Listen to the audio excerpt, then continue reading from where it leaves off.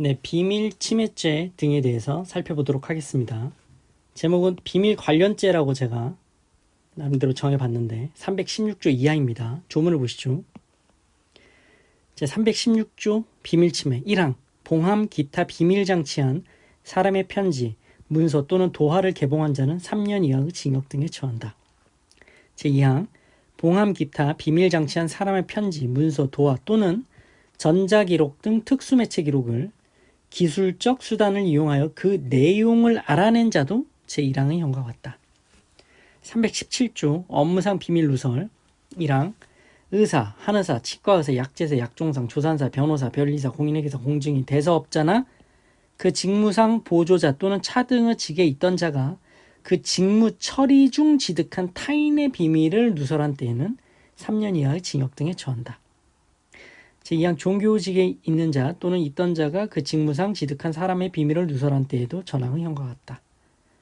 318조 본장의 죄는 316조 17조 고소가 있어야 공소를 제기할 수 있다. 친고죄다. 교재로 돌아오시고,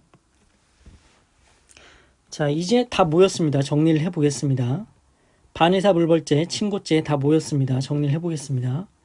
폭, 협, 명, 반, 사, 모, 비, 친, 폭행죄, 협박죄, 정보통신망법상 명예훼손죄, 출판물에 의한 명예훼손죄, 단순 명예훼손죄, 반의사 불벌죄입니다.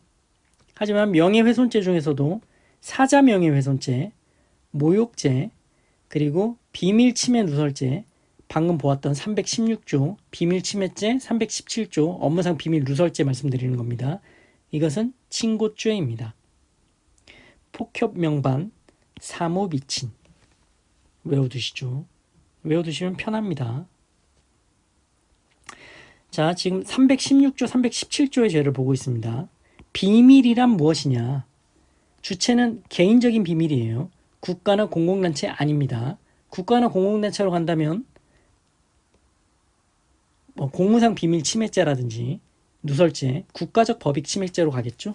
지금 여기 이 파트는 개인적 법익에 관한 파트입니다. 개인적 비밀인 거고, 개인의 비밀인 한 사생활상 비밀이건 공적 생활상 비밀이건 개인의 비밀인 한 불문한다. 각주 172번. 단 공무원 직무에 관한 비밀이라면 공무상 비밀 침해죄가 되죠. 공무상 비밀 침해죄라든지 누설죄다. 이거는 국가적 법익에 관한 죄입니다. 다시 올라오셔서, 자 316조에서의 비밀과 317조에서의 비밀이 좀 다릅니다. 피해자의 비밀 유지 의사가 있는데 피해자의 비밀 유지의 이익은 없습니다. 비밀 침해죄의 비밀 해당됩니다. 무슨 말이냐? 나 이거 비밀로 하고 싶어.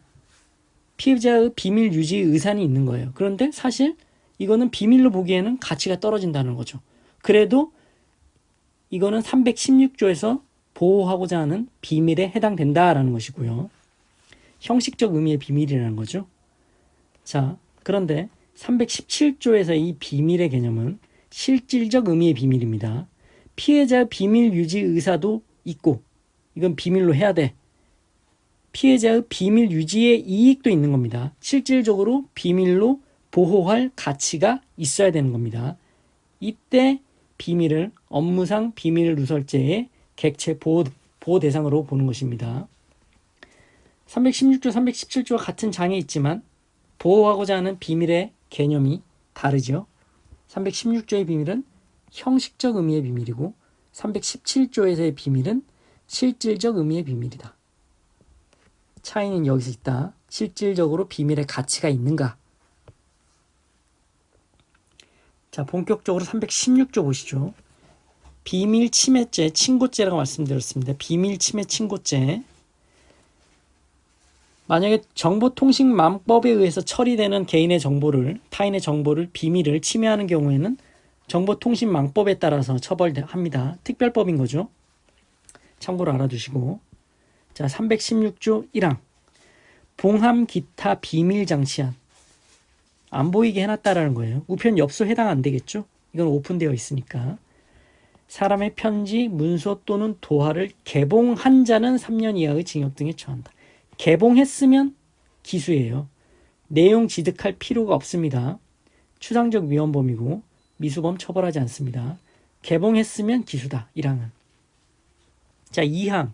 2항이 아까 법조문 봤을 때 1항과 조금 달랐습니다.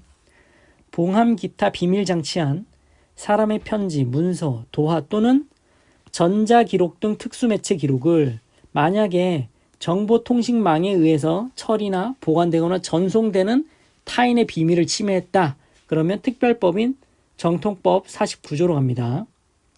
전자기록 등 특수매체 기록을 기술적 수단을 이용하여 단순히 불빛에 비추어 보았다. 이건 기술적 수단을 이용한 것이 아니라는 거죠.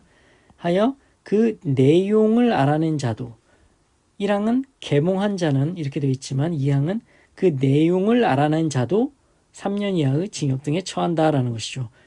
내용 지득시 기수라는 거예요. 이건 침해 범위로 규정이 되어 있죠. 하지만 침해 범위지만 미수는 또 처벌하지 않아요. 자, 1항과 2항을 잘 구분해 두십시오. 자, 317조 업무상 비밀누설 친고죄입니다. 업무상 비밀누설 친고죄. 어디서 많이 봤죠? 저희 앞에서 봤습니다. 필요적 공범할 때 편면적 대항범이라고 말씀드렸죠.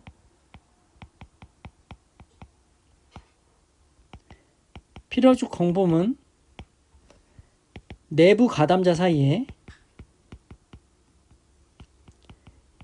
임의적 공범 규정, 뭐 공동종범이라든지 교사범, 종범 적용하지 않습니다.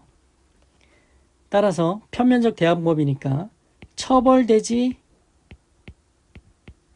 않는 자는 또 교사범이라든지 종범이라든지 공동종범으로 처벌할 수 없다라는 거예요.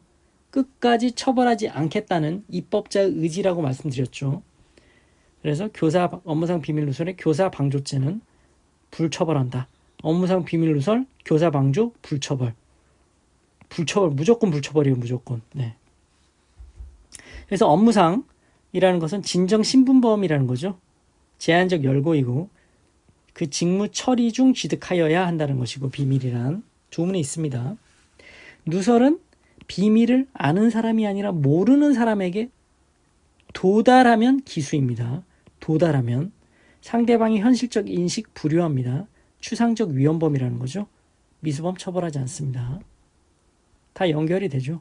도달시 기수, 상대방의 현실적 인식 불효, 추상적 위헌범, 미수 처벌하지 않는다.